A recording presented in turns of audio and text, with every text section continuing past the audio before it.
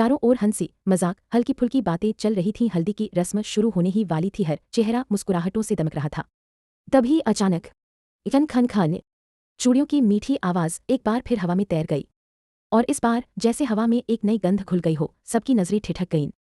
अभी अभी पहुंचे आर्यन और क्रिश, जो खुद अपने स्टाइल और फ्लर्ट के लिए जाने जाते थे, सामने आते हुए लड़कियों को देखकर वहीं थम गए। क्रिश की आंखें एकदम चौड़ी हो गईं और उसने अधखुला मुंह लिए बोल ही दिया, व्हाट अ ब्यूटी डैम। इतनी तेज आवाज में उनका बोलना था कि आसपास के सब लोगों की निगाहें उनकी ओर घूमी और फिर धीरे धीरे सबकी नजरें उस दिशा में मुड़ गई जहां वे दोनों देख रहे थे। और अगले ही पल सबकी आंखें हैरानी से खुली की खुली रह गई।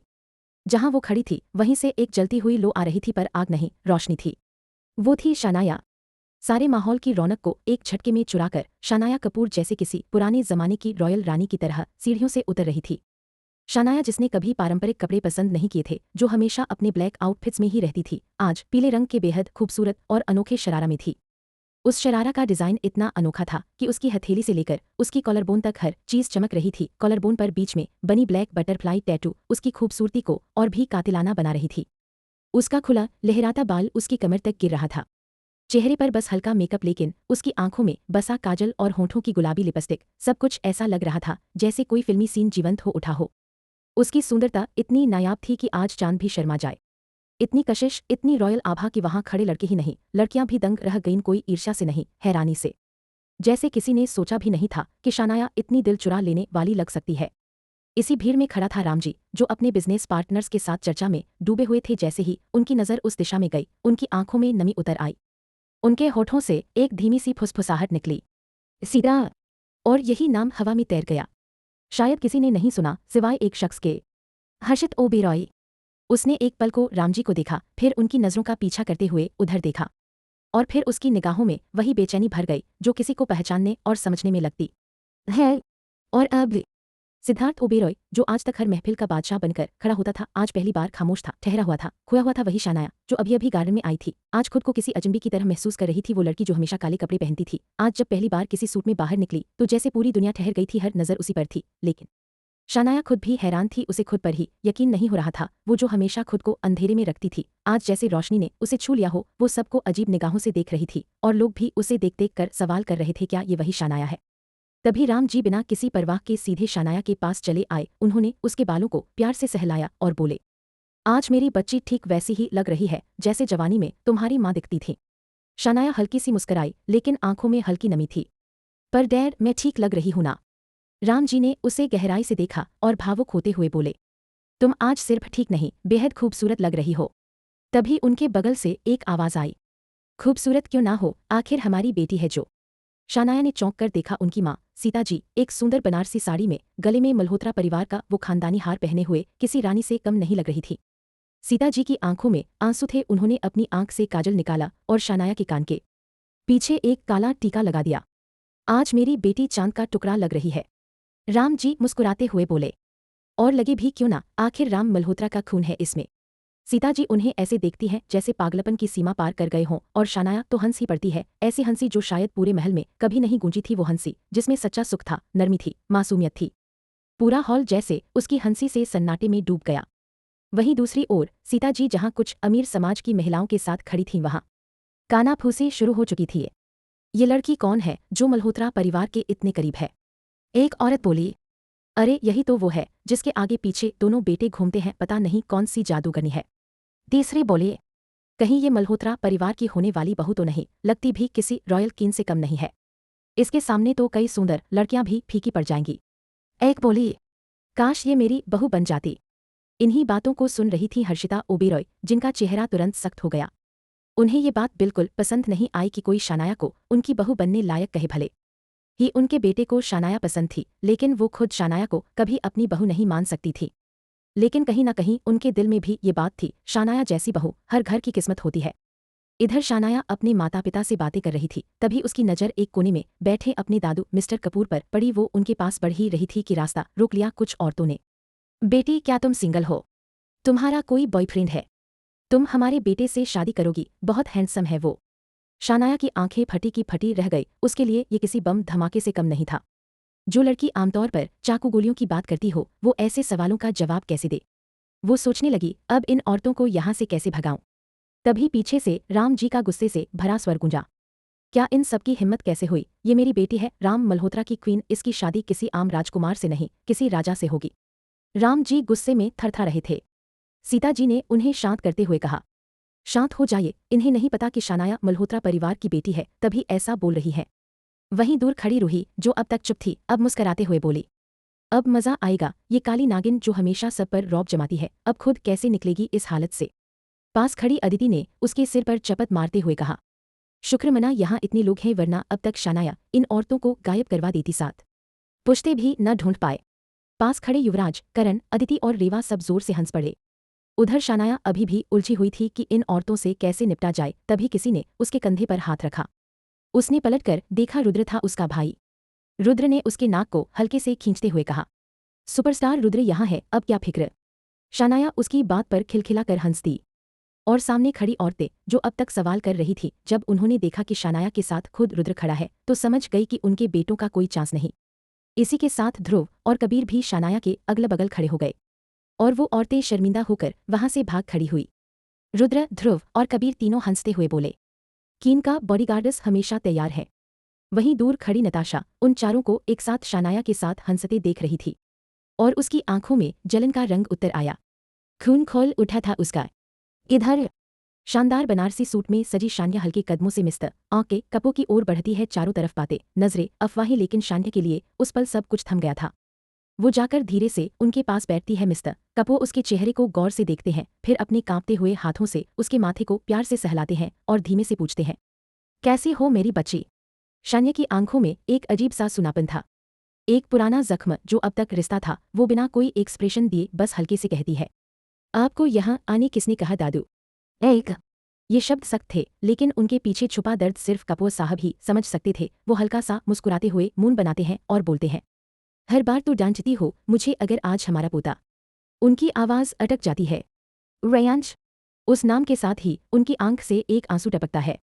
शानिया जो बिल्कुल पास बैठी थी, उसकी भी सांसें थम जाती है, उसकी आंखें खुद ब खुद बंद हो जाती हैं, और उस अंधेरे में रेयांश का चेहरा उभरता है, वही नटखट मुस्कान, वही आंखों में चमक, वही लहजा जो उसे छेड़ता था। लेकिन अचानक ही वो अपनी आंखें खोलती है, उनकी आंखें लाल हो चुकी थी, दर्द, पछतावा और ज्वालामुखी सा उबाल एक साथ भरा था। वो बिना कुछ कहे खड़ी हो जाती है। मिस्टर कपूर चौंकते हैं। कहाँ जा रही हो? शानिया एकदम सख्त लहजे में कहती है, आप फंक्शन एंजॉय कीजिए, और हाँ, युवराज आपको मेरे महल तक छोड़ देगा, आपकी सेफ्टी हमारे लिए इम्पोर्टेंट है, आप मेरे साथ नहीं, मेरी जिम्मेदारी है। इतना कहकर वो अपनी दुपट्टा संभालती है और सीधी चाल से वहां से निकल जाती है, जैसे कोई रानी अपने महल की ओर लौट रही हो, निडर मगर टूटी हुई। पीछे बैठा मिस्टर कपूर एकटक अपनी पोती को जाते हुए देखता है, फिर खुद से बुदबुदाता है। उन्हें ये नहीं पता कि उनके सामने कोई मामूली लड़की नहीं, खुद रानी खड़ी है, वो रानी जो अपनों के लिए आग में भी उतर जाती है, भले ही वो सबके सामने नहीं थी, पर सबकी निगाहें सिर्फ और सिर्फ शानिया पर टिकी थी। कभी माल्होत्रा परिवार का अजीब सा ख्याल उसके लिए, तो अब खुद आंखें कपूर का उससे बेहद अपनापन। सारे मेहमान हैरान थे। आखिर ये शानिया है कौन? क्या रिश्ता है इसका इन सब से? दूसरे कोने में हाशिता जाए, जो अब तक मुस्कुराती रहती थी, धीरे से भीड़ से हटकर एक कोने में जा खड़ी हुईं। उनका चेहरा उलझा हुआ, परेशान और कुछ डराया हुआ। तभी कोई उनके कंधे पर हाथ रखता है। वो चौंक कर पीछे मुड़ती है। उनके पति हाशिद ओबरे खड़े थे। वो धीरे से पूछते हैं, क्या हुआ हाशिता, यहाँ अकेली क्यों खड़ी हो? हाशिता जय की आंखों में अब घबराहट साफ झलक रही थी। हाशिद, वो लड़की शान्या, क्या वो सच में माल्होत्रा परिवार की बहू बनने जा रही है?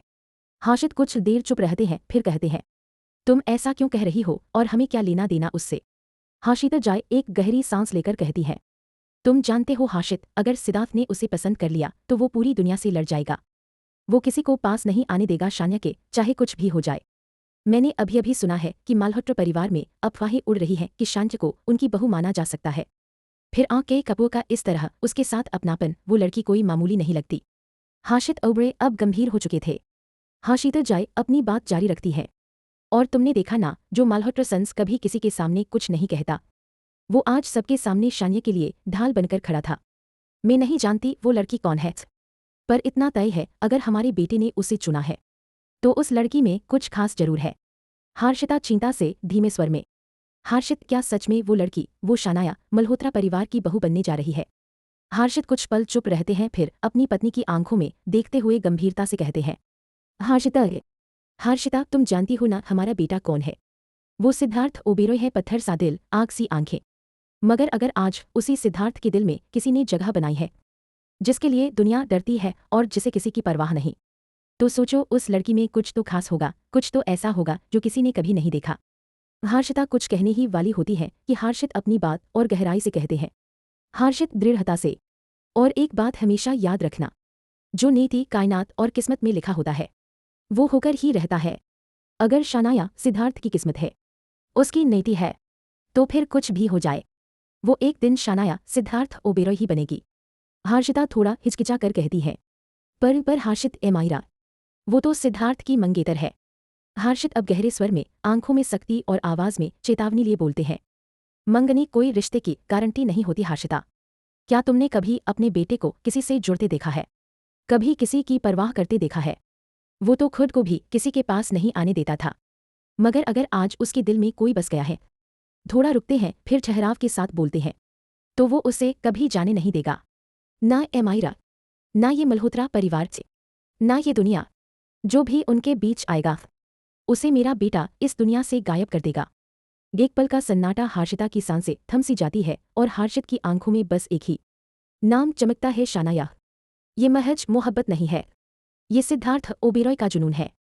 और जब सिद्धार्थ किसी को चाहता है, तो फिर वो सिर्फ उसका होता है हमेशा के लिए। गार्डन, शाम का वक्त, चारों ओर फूलों की भीनी भीनी खुशबू और हल्की रोशनी में खड़ी है शनाया। उसके हाथ में फोन है, वो धीमे स्वर में किसी से बात कर रही है। उसके चेहरे पर गंभीरता है, पर उसकी आंखों में बेचैनी भी। तभी अचानक कुछ ऐसा होता है जो उसकी रूह को छू जाता है।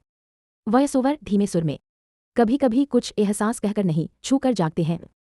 शानाया की कमर पर अचानक किसी का हाथ आ टिकता है, मजबूत, अधिकार जताता हुआ। शानाया ठिठक जाती है, उसका शरीर सिहर उठता है। वो धीरे से गर्दन झुकाकर नीचे देखती है और फिर एक पल में उसकी सांसें थम जाती हैं। उसके खुले कंधे पर किसी का सर टिका होता है। वो गर्म सांसें उसकी गर्दन को छूती हैं, जैसे आग से कोई रेखा खींची जा रही हो। शानाया धीमे स्वर में, कांपती आवाज में, सिद्धार्थ कुछ नहीं कहता। उसकी सांसें तेज हैं, मगर उसकी पकड़ में अजीब सा सुकून है, जैसे उसे वहीं रुक जाना हो, बस शानाया की मौजूदगी में। से दे दी हाथ। शानाया की पूरी बॉडी में एक जोरदार झुरझुरी दौड़ जाती है, गूसबम्प्स, जैसे उसके सारे जख्म फिर से जिंदा हो गए हों और फिर उसी स्पर्श ने उन्हें मरहम भी दे दिया हो। सिद्धार्थ का चेहरा अब और भी करीब, उसकी गर्म सांसें अब शानाया की गर्दन से होते हुए उसके रोम को महसूस करवा रही थीं। उसने खुद को शानाया के इतने करीब कर लिया था कि उनके बीच अब हवा भी सांस लेने से डर रही थी। सिद्धार्थ ने अपनी नाक से शानाया की गर्दन की हल्की सी खुशबू महसूस की, वो खुशबू जो उसके होश उड़ा देने के लिए काफी थी। शानाया की आंखें बंद थीं, उसका शरीर अकड़ा हुआ था, जैसे किसी ने उसे स्टैचू बना दिया हो। उसके होठ कांप रहे थे, लेकिन जुबान जैसे बोलना भूल गई थी। सिद्धार्थ अभी भी शानाया की खुशबू में खोया ही था। उसकी नजदीकियां, उसकी सांसें, उसकी खामोशी, जैसे हर एक चीज सिद्धार्थ के वजूद में उतर रही थी। पर तभी इधर काम, एक तेज आवाज पूरे गार्डन की खामोशी को चीरती है, जैसे किसी ने जानबूझकर कुछ गिराया हो, शायद ध्यान भटकाने के लिए या किसी अनदेखे खतरे का इशारा देने के लिए। शानाया एक झटके में जैसे नींद से जाग गई। उसने फौरन सिद्धार्थ को पीछे धकेला। उसकी आंखों में डर था, हड़बड़ी थी और कहीं ना कहीं खुद से भाग जाने की चाह भी। सिद्धार्थ थोड़ा पीछे होता है, लेकिन उसकी आंखें अब भी वहीं ठहरी थीं शानाया पर। उसके हाथ अब भी उसी जगह रुके हुए थे जहां कुछ पल पहले शानाया की कमर थी। अब वहां खालीपन था और वो खालीपन उसकी रग-रग में सुलग रहा था। सिद्धार्थ धीमे स्वर में खुद से, किसने सी छीन लिया मझा मेरा सुकून, किसने तौदम मिया पाल ला जादू। वो अपनी गर्दन घुमाता है, मुट्ठियां भींचता है, गुस्सा उसके चेहरे से साफ झलक रहा था। वो गुस्से को पी रहा था, मगर उसकी आंखों से आग बरस रही थी। फिर दोनों शानाया और सिद्धार्थ उस दिशा की तरफ देखते हैं जहां से आवाज आई थी, पर वहां कोई नहीं था। बस सूनी झाड़ियों, कांपती पत्तियां और रहस्य भरी हवा। एक क्षण जिसमें नजरें मिली। शानाया और सिद्धार्थ ने एक दूसरे को देखा। उस नजर में अधूरी बात थी, टूटा एहसास था और एक सवाल, क्या ये सब किसी और की नजर में था? कोई और भी देख रहा था? लेकिन फिर शानाया ने नजरें तोड़ी। वो और ज्यादा देर तक उस आग के समंदर में नहीं रह सकती थी। वो मुड़ी और तेजी से वहां से चली गई।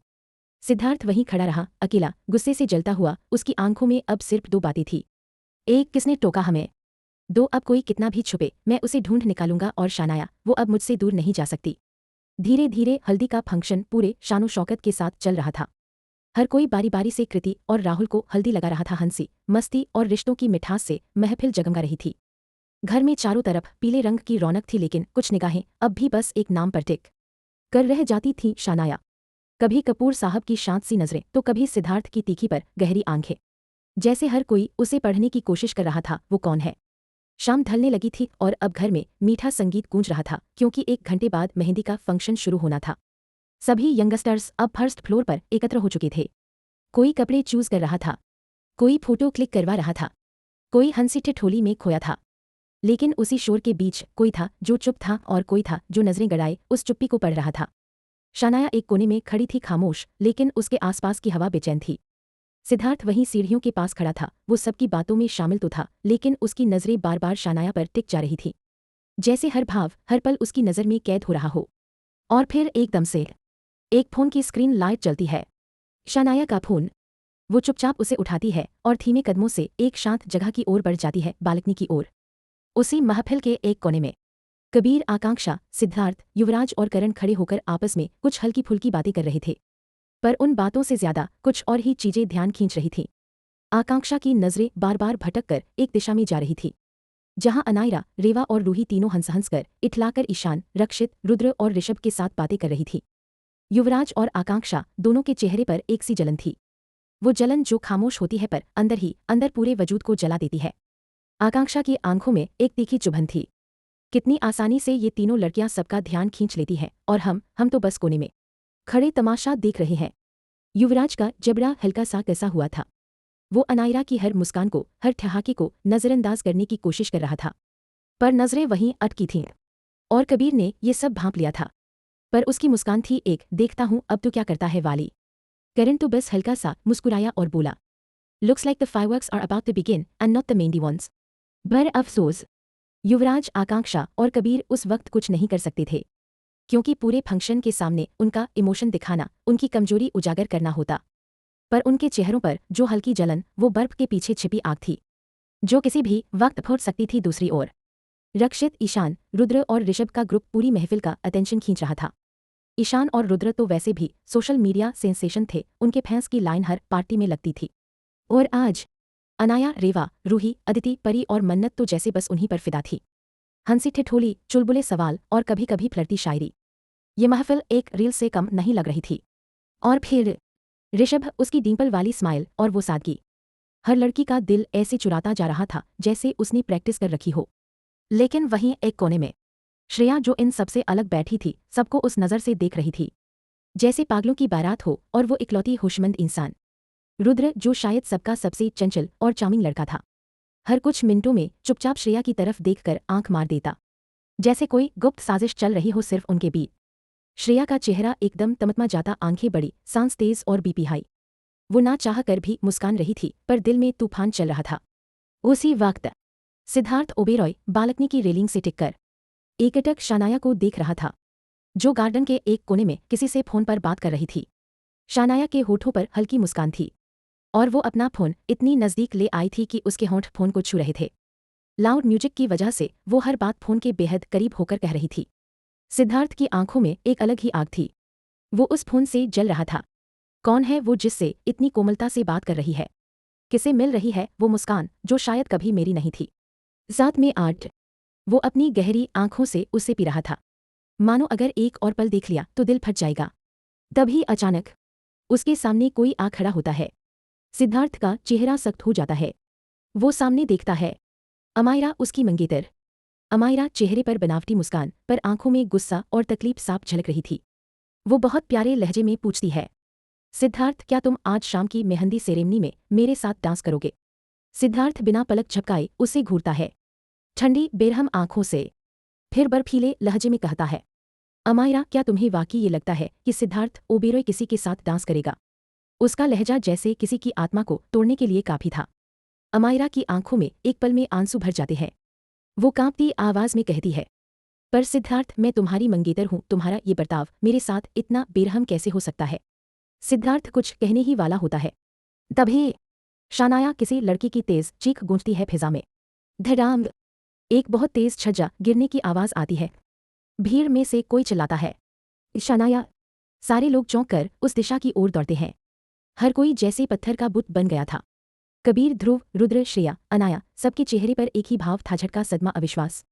फर्श पर अमायरा पड़ी थी, उसकी आंखों में जलन थी, मगर आंसू भी बह रहे थे। वो कांपती हुई किसी को घूर रही थी। सामने शानाया एक शख्स के ऊपर थी, सांसें तेज, चेहरा डर से सफेद, बाल बिखरे हुए, होंठ कांपते हुए। पूरे तरीके से शानाया को अपनी गिरफ्त में लिए हुए था। और वो शख्स उसके एक हाथ की पकड़ शानाया की कमर पर इतनी कस के थी जैसे अगर वो एक सेकंड के लिए भी ढीली हुई शानाया उसकी दुनिया से छिन जाएगी। कांच का चूड़ा जो कुछ पल पहले फर्श पर गिरा था अब टुकड़ों में बिखरा हुआ था। रक्त की हल्की धाराएं भी उनमें झलक रही थी। शायद शानाया या सिद्धार्थ को हल्की चोट भी आई थी। तभी एक सख्त भारी आवाज गूंजती है, बस आप तीख हो। विक्रांत सिद्धार्थ का सबसे करीबी गार आगे आता है सन्नाटे को तोड़ता हुआ। सबकी रूह वापस शरीर में लौटती है। कबीर और ध्रुव एकदम से आगे बढ़ते हैं, शानाया को संभालते हैं और उसे उठाते हैं। जैसे ही शानाया उठती है उसके नीचे लेटा वो शख्स सबको दिखता है और वो कोई और नहीं सिद्धार्थ ओबेरॉय था। सिद्धार्थ अब भी शानाया को ही देख रहा था, एकदम खामोश, मगर उसकी आंखें तेज थीं, जैसे अभी भी किसी अनदेखे खतरे को ढूंढ रही हों। शानाया की नजरें भी कुछ पल को उससे नहीं हटी। फिर कबीर की आवाज उसे होश में लाती है, प्रिंसेस तुम तीखा हो। शानाया धीरे से मुड़ी और कबीर की तरफ देखा। उसके चेहरे पर साफ तनाव था। वो भाई नहीं, आज एक टूटते इंसान की तरह नजर आ रहा था। शानाया ने संभलते हुए सिर हिलाया, हाँ। तभी ध्रुव भी आगे आया। उसने प्यार से शानाया के बालों को सहलाया। तमह काहिन लागी तो ना है। शानाया फिर से सिर हिलाती है। ना में पूरा माहौल अब थोड़ा शांत हो रहा था, लेकिन आसपास खड़े मेहमानों की आंखों में सवाल थे। इतने बड़े लोग, इतनी फिक्र, इतनी करीबियां, सब कुछ इशारों से बहुत कुछ बोल रहा था। और तभी वहां खड़ी मोनिका, जो अमायरा की सबसे करीब दोस्त थी, तेज आवाज में तानों से जहर घोलते हुए बोल पड़ी, वह शान्य एक तारफ काव्य मालहोत्र, एक तारफ दिएचरव मालहोत्र और वाह साहे कासा किसी ओ की मेंगेते पिनाजा दाल की प्यूरी कादी। उसके शब्द जैसे तलवार थे। और एक पल के लिए सन्नाटा छा गया। सभी की नजरें अब मोनिका पर थी। ध्रुव और कबीर का चेहरा सख्त हो गया था और सिद्धार्थ, उसका जबड़ा भींच गया। फ्लैशबैक, आंखों में आग सी कौंधी अमायरा अब भी सिद्धार्थ के सामने खड़ी थी। उसकी आंखों में सवाल थे, पर सिद्धार्थ की निगाहें तो कहीं और ही तलाश रही थी। वो बेचैन था क्योंकि उसकी नजरों से शानाया ओझल थी और उसका दिल बेचैन, जैसे कुछ अनहोनी होने वाली हो।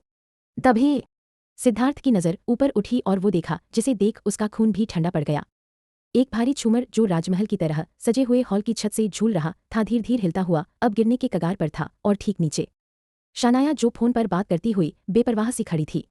शानिया, सिद्धार्थ की रगों में जैसे बिजली दौड़ गई। उसने एक पल की भी देर नहीं की। मायरा उसके सामने खड़ी थी, पर उसने उसे बिना कुछ कहे, बिना कुछ सोचे जोर का धक्का दे दिया। अमायरा के कदम लड़खड़ाए और वो बेकाबू होकर जमीन पर गिर गई। पर सिद्धार्थ ने पीछे मुड़कर नहीं देखा। उसकी आंखें सिर्फ उस लड़की को ढूंढ रही थी जो उसकी जान बन चुकी थी। शानाया छूमर अब पूरी रप छूमर कांच बनकर फर्श पर बिखर गया। कहीं कुछ चिल्ला उठा शानाया। चारों ओर सन्नाटा छा गया, कांच की किरची जमीन पर और सिद्धार्थ की बाहों में शानाया।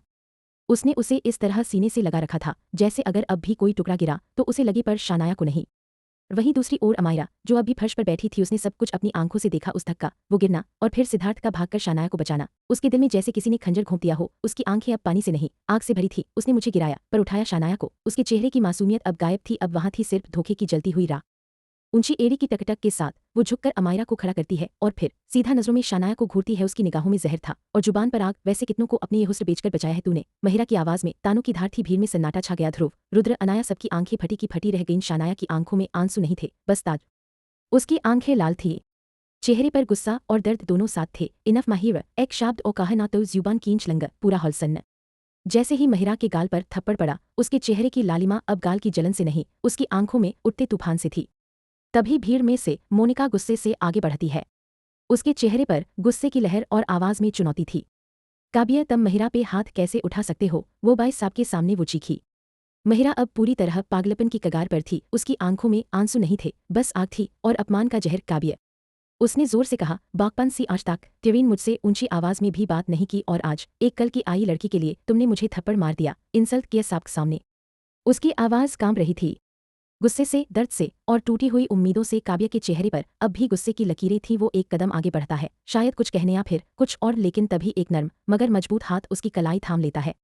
शन्य, उसकी आंखों में कोई भाव नहीं था। वो माहिर की तरफ देखता है, पर अब उसकी आवाज में वो क्रोध नहीं, ना गुस्सा, ना डर, बस एक अजीब सी शांति जो तूफान को भी थमा दे। काव्य नीचे देखता है, उसकी कलाई पर सान्य का हाथ था। बस उसी पल कुछ धमसा गया, बल्कि एक चेतावनी थी। अगली बार अपनी जुबान संभाल का बात कान माहिर कान मेन हबा हाँ मोड़ पर जुअनहर साथ दिया है, लेकिन एगा बात शांति कह हो तो मेन दुनिया की बाय खिलाफ जा सकता हूं। पूरा हॉल सन्न रह गया। शानिया अब तक चुप थी, पर आज उसकी खामोशी ने काव्य मालहोत्र को एक रक्षक, एक तूफान, एक दीवार बना दिया था। अगर शान्या ने उसका हाथ न पकड़ा होता तो शायद आज काव्य अपने गुस्से की हद पार कर जाता। सब लोग एक दूसरे को देखने लगे जैसे ये सीन किसी तूफान से कम नहीं था। माहिरा के चेहरे पर एक कड़वी मुस्कान आ गई थी, पर उसकी आंखों में हार नहीं साजिश थी और अब भीड़ में कानाफूसी शुरू हो गई थी। काव्य माल्होत्र ओ शान्या इमी प्रोटेक्शन इतना इमोशन। मोनिका गुस्से से चीखती है, ओहा तो ये लड़की इतनी इंपॉर्टेंट है तुम्हारे लिए काव्य। उसकी आवाज़ पूरे हॉल में गूंज उठती है। तभी उसके शब्दों पर बर्फ सी खामोशी छा जाती है और उसी खामोशी को चीरता है एक गूंजता हुआ स्वर ध्रुव। उसकी आंखों में अब कोई रहम नहीं था, सिर्फ चेतावनी और आग। इजलात की खिलाफ एक बाय आवाज अथाना मतलब माल्होत्र परिवार की खिलाफ कादा होना और याहन काद किसी मेन वो औकात ना है जो यूं में सामने कादा हो सेक। भीड़ कांप उठी पर कहानी यही नहीं रुकी। अब आगे बढ़ती है राह, बिल्कुल निडर पर जहर से भरी जुबान लिए। मेन तो बास ये सब की हैरान हूं काय आखिर इजलात की ने एक साथ इतनी मादन को कशकेज किया होगा। उसकी बात हवा में जहर घोल देती है। उसका इशारा साफ था। काव्य रेड्रे डीएचएफ मैक्स मार्विन रक्षित युवराज कारण आरव ऋषभ जो सब शान्या के आसपास खड़े थे। बस वही पल था जहां सबकी आंखों में इज्जत नहीं आग उतर आई। रड्रा की मुट्ठियां तन गईं, डीएचएफ की सांसें भारी हो गई। काव्य ने कदम आगे बढ़ाना चाहा, लेकिन शान्या अब भी उसका हाथ थामे हुए थी, जो काव्य को तो रोक रहा था। उसका स्पर्श एक हथियार बन गया, लेकिन रड्रा और डीएचएफ के सब्र को नहीं। डीएचएफ ने बिना सोचे समझे राह का गला पकड़ लिया। रड्रा ने उसके बाल झटक लिए जैसे उसकी गंदगी को नोच देना चाहता हो। काव्य की आंखें लाल थीं, पर शान्या की उंगलियां अब भी उसकी कलाई पर जमी थीं। शानाया की नज़रों में कोई डर नहीं था, पर उसकी चुप्पी काव्य को बांधे हुए थी। ध्रुव और रुद्र ने आज तक किसी लड़की पर हाथ नहीं उठाया था, पर आज उनके सब्र की सीमा टूट चुकी थी। राह की गंदी बातों ने उनकी रानी के सम्मान को ललकारा था। शान्या अभी भी शांत थी, पर उसकी चारों ओर खड़ी राजकुमार आज आग और तलवार बन चुके थे। मल्होत्र हेवली का ये नज़ारा आज तक किसी ने नहीं देखा था, जहां एक लड़की की इज्जत के लिए पूरी विरासत आग बन गई थी। राह अब भी ध्रुव के हाथों से जूझ रही थी, उसकी सांसें अटक रही थी। रड्र ने उसके बाल कस के पकड़े थे जैसे उसकी हर गंदी बात को जड़ से उखाड़ देना चाहता हो। राह ने घुटती हुई आवाज में चीखने की कोशिश की, छोड़ो मुझे डीएचएफ माल्होत्रा, लीव मी। पर ध्रुव और रुद्र को कुछ सुनाई ही नहीं दे रहा था। उनके कानों में सिर्फ एक ही बात गूंज रही थी, एक घटिया लड़की ने उनकी रानी के लिए ऐसी नीच बात कही थी। उनकी आंखों में अब इंसानियत नहीं, सिर्फ बेशुमार आग थी। राह अब एक मछली की तरह तड़प रही थी, बिना पानी के, बिना दया के। पर वहां खड़े किसी में हिम्मत नहीं थी कि रड्र और डीएचएफ के पास जाकर राह को बचा सके। तभी एक शांत पर भारी स्पर्श रड्र और डीएचएफ के कंधों पर पड़ता है। दोनों चौंकते हैं, गुस्से से पीछे मुड़ते हैं, और सामने होती है शान्या। अब भी वही इमोशनलेस चेहरा, बस एक पलकों की झपक, ना कोई आंसू ना कोई चीख है, बस सन्नाटा जो चिल्ला रहा था। ध्रुव और रुद्र उसकी नज़रों से जैसे वापस इंसान बनते हैं और बिना कुछ कहे राह को एक तेज धक्का देते हैं। राह जमीन पर गिरती है, माहिरा के बगल में। उसकी सांसें उखड़ रही है, वो खुद को संभालने की कोशिश करती है। राह घबराई पर जहरीली आवाज में, ये बिल्कुल साहे ना है कि तुम दोनों ने राजस्थान मेन काद होका राजस्थान काय हुन वाली रानी शिव पा हाथ अत्य अस्कर इंसल्ट किए मेन तमह जिंद ना है सीए छदंगी। उसने इतना ही कहा था, तभी एक झन्नाटेदार थप्पड़ उसके चेहरे पर गूंजता है। पूरा हॉल सन्न रह जाता है। राह की आंखें फैल जाती है और सबकी नजरें उस पर नहीं, उस पर जाती है जिसने थप्पड़ मारा था, और वो थी। पूरा हॉल सन्न था। कृति का थप्पड़ और उसकी रानी जैसी चेतावनी अभी भी हवा में गूंज रही थी। तभी सबकी नजरें उस एक चेहरे की ओर मुड़ी। कृति रासो, जो अब तक मेहंदी के लिए तैयार हो रही थी और अब सामने थी तूफान बनकर। उसने पहना था हरी रॉयल जरी वर्क वाला लहंगा जिस पर हर कढ़ाई कयामत कह रही थी, मगर उसके चेहरे पर जो था वो सौंदर्य नहीं, आग थी। ज्वालामुखी जैसी आंखें जो सीधा राह को देख रही थी, बिना एक पलक झपकाए। राबा जो अभी कृति के थप्पड़ से उबरी नहीं थी, उसने जैसे ही कृति को देखा उसका गुस्सा और घमंड फट पड़ा। राह चीखते हुए, यू बेच। कृति बिल्कुल निडर होकर, अपनी जबान संभाल कर बात करो मिस राह अग्निवंशी, भूल मत कहाँ खड़ी हो तुमा। राह नाक चढ़ाते हुए, टर्न बाय मत भूलो, ये राजस्थान है, मेरा राजस्थान, रानी हूं मैं यहाँ की। कृति हल्की हंसी में मगर नुकीले तीर की तरह शब्दों के साथ, पहली बार किसी को इतना कॉन्फिडेंट देखा है। मेरा राजस्थान हम। वो एक कदम आगे बढ़ती है, क्या तुम्हारे दादा ने राजस्थान तुम्हारे नाम कर दिया था? इतना सुनते ही पूरे हॉल में हंसी की लहर दौड़ जाती है। कुछ लोग तो मुंह दबाकर हंसते हैं और कुछ बस आंखों से मुस्कुराते हैं। एक घमंडी लड़की राही का चेहरा शर्म, गुस्से और अपमान से लाल हो जाता है। जो कभी किसी के सामने नहीं झुकी थी, आज सबके सामने छोटी पड़ गई थी। कृति एक और कदम आगे आती है। अब उसकी आंखों में राजसी सटायर और होठों पर तेज मुस्कान थी। कृति आहिस्ता मगर धारदार लहजे में, रानी बनी नहीं हो, और बन भी जाओ तो याद रखना, सत्ता बदलते देर नहीं लगती। जो आज जमीन चूम रहा है, कल उसी के तख्त पर कोई और बैठ सकता है। यह कहते हुए कृति की मुस्कान में एक शाही तेज था, एक चेतावनी, एक भविष्यवाणी। रूहा जो सिचुएशन को भांप चुकी थी, अब मजाकिया अंदाज में बोली। रूहा शोल्डर शिमी करते हुए, ओ कृति बेब चिल्लाया, आज तुम्हारा दिन है थी, और किस बेवकूफ बाजी सा वेस्ट कर रहे हो। इशारा साफ था राहे मोनिका और माहिर की तरफ। वो बोलते बोलते फ्लॉ पर बैठती है और थोड़ा ओवर एक्टिंग के साथ उन तीनों को घूरती है, जिनके चेहरे पर जलन और अपमान की लपटें साफ दिख रही थी। तभी क्लिक, एक मोबाइल कैमरे की आवाज आती है। सबका ध्यान उस ओर जाता है जहां रिवा अपने फोन को देख रही थी और उसके चेहरे पर एक विकिड स्मग था। रिवा फोन घुमाते हुए, जा ह्यू लगन की फोटो भी जेरी हुई ही आती है। तभी वो अपने बगल खड़ी अदिति को दिखाती है फोटो और दोनों जोर जोर से हंसने लगती हैं। अब राह मोनिका और माहिरा को समझ आता है कि उनकी नीचे गिरी हुई हालत की फोटो क्लिक हो गई। राह जी से उठते हुए, गेज हिम्मत कायतन। मोनिका और माहिरा बाय उस ओर बढ़ने लगती हैं, मानो अभी रिवा और अदिति का फोन छीन लेंगी। तभी एक करारी और सख्त आवाज पूरे हॉल को चीरती है, तमाशे बंद करो। सबकी सांसें थम जाती हैं। Siddharth Oberoi, enough of this drama. बस इतना कहकर वो मुड़ने लगता है जाने के लिए। तभी आन्या, जो उसे जाते हुए देख रही थी, अचानक चौंक कर बोल उठती है, बाय आपकी बैक पर कौन है? पूरे हॉल में सन्नाटा। सभी की निगाहें सिद्धार्थ की बैक पर जाती है, जहां एक तरफ से उसकी कद चाक हो चुकी थी और अंदर गहराई तक कांच का टुकड़ा चुभा हुआ सांप दिख रहा था, जिससे उसकी कमर तक खून बह रहा था। अमारा, जो हमेशा उसके सबसे करीब थी, भयभीत होकर उसकी ओर बढ़ती है, मगर तभी सिद्धार्थ बिना पीछे मुड़े एक तेज, दमदार और चेतावनी भरी आवाज में कहता है, जिसने बाय मेरा पीछा करने की हिम्मत की, उसका आज आखिरी दिन होगा। उसका लहजा बर्फ जैसा ठंडा पर जहर जैसा तीखा था। कोई नहीं हिला, न अमारा, श्रेय, आंट्य, न कोई और। सिद्धार्थ अपनी चाल में ही वहां से निकल जाता है, पीछे छोड़ता हुआ सिर्फ सन्नाटा और बहता हुआ खून। शानाया कपूर, जिसका चेहरा अब किसी आम लड़की जैसा नहीं था, एक ठंडी तूफान जैसी थी। वो बिना कुछ कहे पलटी और जाने लगी, लेकिन शानाया के रास्ते में आकर खड़ी हो जाती है। लेकिन अमायरा, जो अब तक सिर्फ नफरत भरी आंखों से तमाशा देख रही थी, उसके चेहरे पर मासूमियत का नकाब, लेकिन आंखों में जलन की आग थी। अमायरा धीमी पर जहर भरी आवाज में, जिसे सिद्धार्थ को किसी के मरने से कोई फर्क नहीं पड़ता, उसने तुम्हें क्यों बचाया? क्या रिश्ता है तुम दोनों के बीच? सीधा वार शानाया के चरित्र पर। सबकी नजरें शानाया पर टिक जाती हैं। ये था अमायरा का ट्रम्प कार्ड, अपने दोस्तों के सामने शानाया को चरित्रहीन साबित करना। शानाया कपूर अब थप्पड़ मोड में नहीं थी, अब वो साइलेंट बुलेट मोड में थी। वो बिना कुछ कहे तेज कदमों से आई और एक झटके में अमायरा का हाथ पकड़ा, उसे घुमाकर दीवार से चिपका दिया। शानाया बर्फ सी ठंडी और तेज आवाज में, अब तक मैं चुपचाप तुम्हारी और तुम्हारी चमचियों की बकवास सुन रही थी। इसका मतलब ये नहीं कि मैं कुछ कर नहीं सकती। वो अमायरा के चेहरे के करीब जाती है।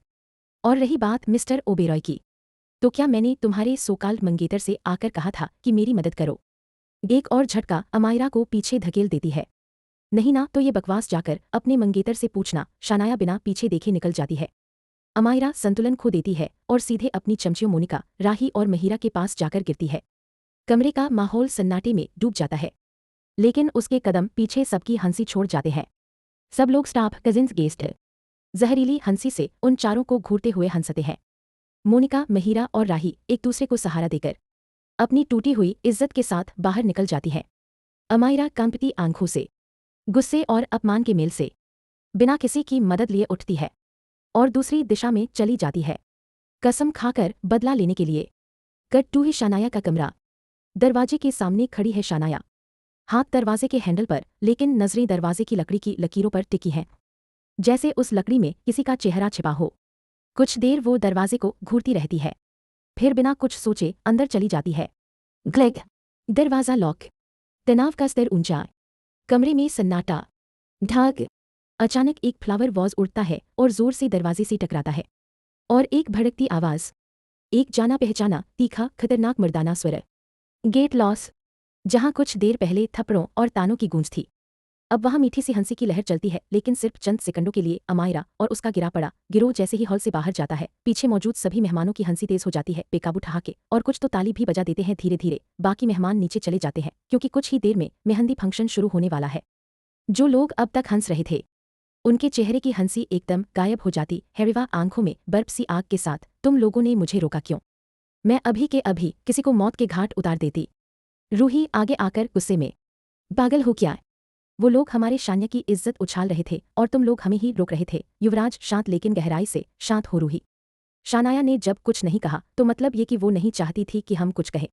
श्रेया तीखे लहजे में।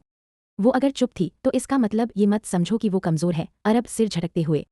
अगर शानाया चुप है तो समझ लो कि इन सबका इलाज अब वो अपने तरीके से करेगी। लेकिन वो झूमर गिरा कैसे? अब तक शांत खड़ा मार्विन धीरे से कहता है। गिरा नहीं था, गिराया गया था। सब चौंक कर उसकी तरफ देखते हैं। कबीर भड़कते हुए। और कौन चाहेगा मेरी बहन को मारना? मार्विन धीरे पर वजनदार आवाज में। बहुत सारे चेहरे होते हैं इस दुनिया में। कबीर है। अब हमें तलाशना होगा। हर चेहरे के पीछे एक दरार होती है और उन दरारों के पीछे दफन होते हैं राज। कौन सच? सन्नाटा छा जाता है। कौन झूठ है और कौन मौत का सौदागर? सभी एक एक करके गहराई से सोचने लगते हैं। हॉल के एक कोने में खड़ा आकाश। वो शानाया के इर्द गिर्द खड़े पावरफुल लोगों को देखता है। कबीर मल्होत्रा, युवराज, रूही। आकाश मन में बुदबुदाता है। आखिर है कौन ये शानाया कपूर, जिसके लिए कबीर मल्होत्रा जैसे शेर के चेहरे पर इतनी टेंशन है? उसकी नजर अपनी बीवी रेवा पर जाती है। आकाश आंखें सिकोड़ते हुए। ऊपर से इस शानाया ने मेरी बीवी की अटेंशन भी ले ली। सिद्धार्थ की बात नहीं होती तो ये लड़की तो उसे ऊपर पहुंचा देती। छोटा सा जलन भरा कमरा अंधेरे और रहस्य से भरा है। सिर्फ एक टेबल लैंप चल रहा है, जिसकी हल्की पीली रोशनी में सिद्धार्थ चुपचाप बेड पर लेटा हुआ है। उसकी कमर से खून बह रहा है। कांच की किरचें अभी भी अंदर धंसी है, लेकिन वो बिल्कुल एहसासहीन, जैसे दर्द को नकार चुका हो।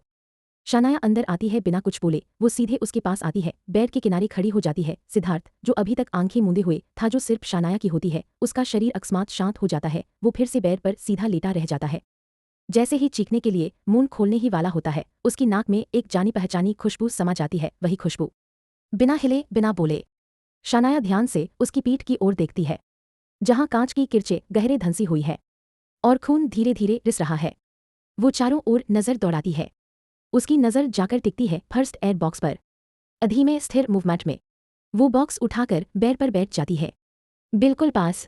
बिना कुछ कहे, बिना कोई सवाल किए, वो धीरे धीरे बड़े नरमी से उसकी पीठ से कांच निकालने लगती है।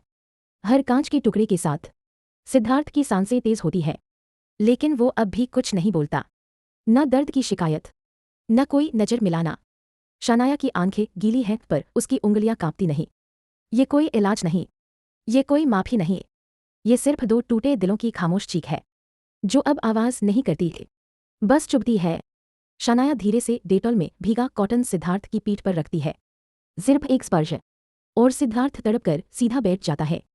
शानाया कुछ समझ पाती उससे पहले ही सिद्धार्थ उसे जोर से अपनी बाहों में भींच लेता है। सिद्धार्थ कांपती आवाज में, मुझे डर लग रहा है। शानाया सन्न रह जाती है। वो सिद्धार्थ जो अभी कुछ देर पहले बिना एक आह निकाले कांच का दर्द सह गया, अब कांप रहा था। शब्द जैसे गुम हो गए हों। शानाया कुछ नहीं कहती, सिर्फ उसका सिर अपने कंधे से सटा देती है और फिर धीरे धीरे उसकी पीठ से खून साफ करने लगती है। तभी सिद्धार्थ धीमे स्वर में कहता है, मैं तुम्हें खोना नहीं चाहता शानाया। शानाया की उंगलियां रुक जाती है। वो स्थिर है जैसे वक्त थम गया हो। सिद्धार्थ की सांसें तेज होती है। सिद्धार्थ धीर टूटी आवाज में, जब मैंने वो झूमर गिरते हुए देखा, मैं डर गया था। अगर ये बात कोई और सुनता, सिद्धार्थ ओबेरॉय को डर लगा, तो शायद यकीन ही न करता।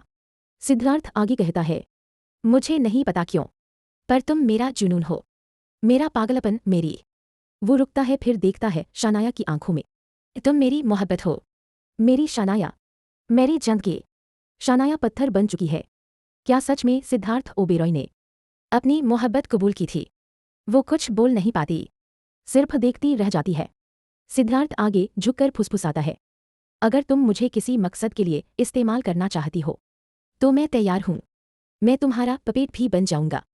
अगर कोई और सुनता तो दंग रह जाता। सिद्धार्थ ओबेरॉय 100 नौकरों का मालिक एक लड़की के लिए पपेट बनने को तैयार था, लेकिन वो फिर रुकता नहीं। उसकी आंखों में एक अजीब पागलपन है। सिद्धार्थ है, पर मुझे छोड़कर कभी मत जाना। अगर तुम चली गई तो मैं इस दुनिया को आग लगा दूंगा और खुद भी खत्म हो जाऊंगा। इतना कहते ही शनाया उसे जोर से खुद से दूर करती है। शनाया गुस्से में, आंखों में आंसू। क्या बकवास कर रहे हो? मरने की बात कर रहे हो? पागल हो गए हो क्या?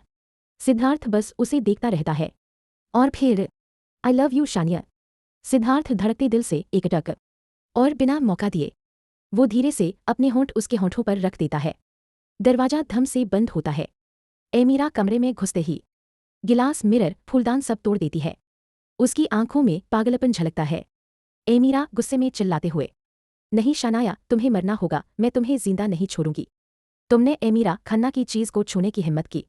वो किसी को कॉल करती है। जैसे ही दूसरी तरफ से कॉल उठता है, एमीरा चीखते हुए, एक काम नहीं होता तुमसे, बस एक झूमर गिराना था, वो भी ठीक से नहीं हुआ। दूसरी तरफ की आवाज, पुरुष, हमने एकदम सटीक प्लान बनाया था, पर बीच में सिद्धार्थ ओबेरॉय आ गया, इसमें हमारी क्या गलती है? एमीरा आंखों में आग लिए उसकी आवाज धीमी हो जाती है, कोई खतरनाक प्लान बता रही है। अब मेरी बात ध्यान से सुनो। लेकिन कॉल पर वो आदमी कुछ बोलता है और कॉल कट कर देता है। बकवास बंद करो, अब मैं देखती हूँ। एमीरा फोन घूरती है और फिर एक साइको मुस्कान चेहरे पर फैल जाती है। एमीरा धीमे सुर में पर खौफनाक, कल तुम्हें कौन बचाता है शानाया कपूर? एक तरफ डोली उठेगी और दूसरी तरफ तुम्हारी अर्थी हंसी गूंजती है, तेज पागलपन भरी हंसी। सीन 2, राही अग्निवंशी का बदला। राही अपने कमरे में इधर उधर घूम रही है, चेहरे पर क्रोध और अपमान। राही गुस्से में, ये सब शानाया की वजह से हुआ है। उसने राही अग्निवंशी की इज्जत मिट्टी में मिला दी है। अब सबसे पहले उसी की मौत होगी। वो फोन उठाती है और किसी को कुछ सीक्रेट इंस्ट्रक्शन देती है, फिर कॉल काटकर धीरे से कहती है, राही, अब देखती हूँ शानाया कपूर, कल तुम्हें कौन बचाता है। एक रहस्यमयी आदमी, अंधेरा रूम। देश के किसी कोने में एक अंधेरे रूम में एक चेयर पर बैठा आदमी शानाया कपूर की तस्वीर को देख रहा है। आदमी धीमे और डरावने लहजे में, तुम्हें मरना होगा शानाया कपूर, और वो भी कल ही। फिर वो एक पागल की तरह हंसने लगता है। कैमरा उसकी आंखों पर जूम करता है, सनक और जुनून साफ दिखता है। सिद्धार्थ का कमरा, इश्क और आगे, इस साजिशों और मौत के जाल के बीच शनाया अब भी सिद्धार्थ की बाहों में है। सिद्धार्थ उसे पास खींचता है, उसके होठों को धीरे से चूम रहा होता है, जैसे हर पल उसे महसूस कर लेना चाहता हो। उसके होठों पर सिर्फ मोहब्बत नहीं, साजिशें चल रही थीं।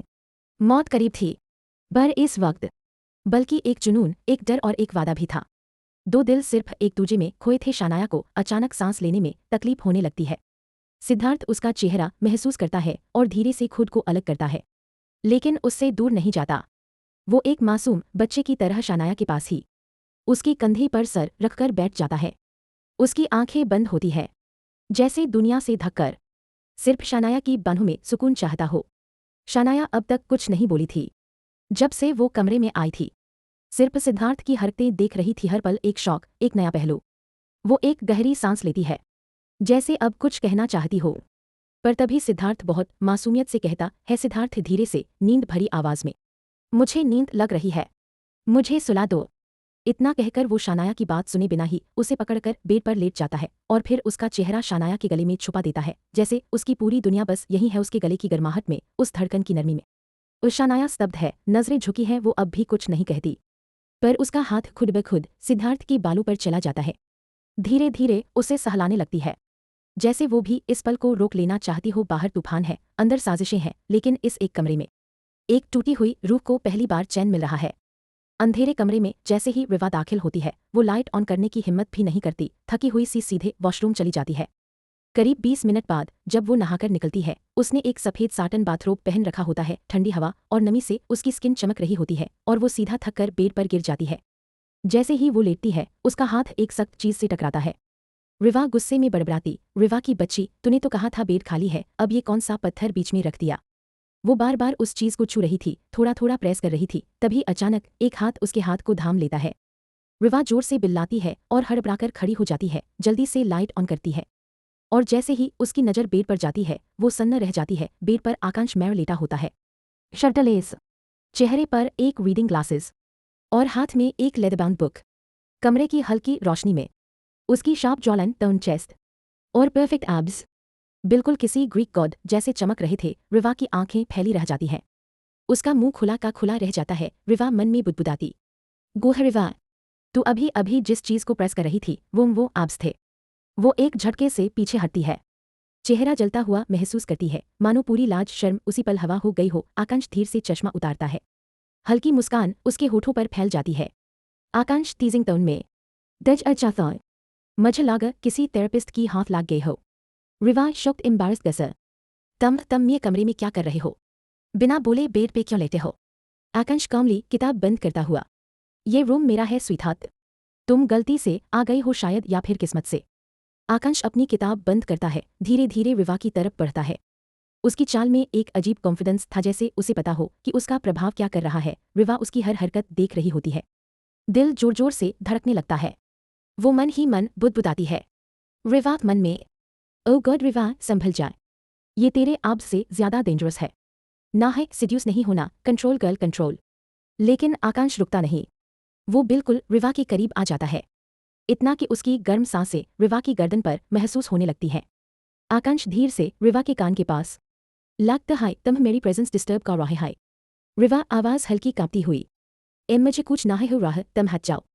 आकांश टीजिंग स्मर्क की साथ, रियली तो तुम्हारा दिल कायन रेसिंग कर रहा है, और ये चीक्स टमाटो सी रेड कायन है। रिवा एक कदम पीछे हटने की कोशिश करती है, लेकिन पीछे दीवार थी, अब वो फंस चुकी थी।